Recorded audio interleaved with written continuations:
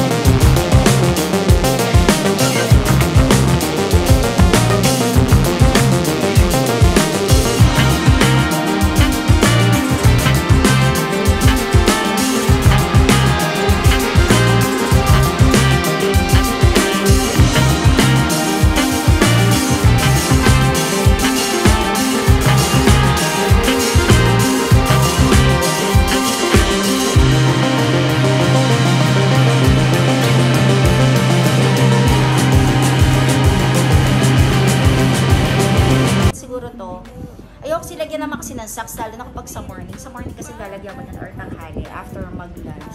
So yan, syempre naman ang init-init, diba? So magaganong ka pa. So yan. So yan, share ko lang sa inyo. Maganda siya. Hindi ko lang sure kasi kung may nagbebenta dito niyan. Alam ko sa mga online ata meron. Hindi ko lang sure kasi kung saan talaga yung pinaka-legit na seller ng mga ganyan. So bumili ako ng isa. Sabi nga sa akin yun, sana daw bumili daw ako ng mas marami. Sabi ko, hindi, okay na yun. Parang medyo matagal pa naman yan bago maubos. So yan, okay siya. So, ire-recommend ko yung anong yan. Hindi ko lang siya mabasa kung ano ba siya kasi basta nakalagay, alam ko lang moisturizing stick lang para sa mga heel. Ayan. Actually, pinakita lang namin tong picture na to dun sa ano sa mismong pinagbila namin. Sa big camera pa rin pala namin to binili. So, yan dun din sa mismong Shibuya. So, yun.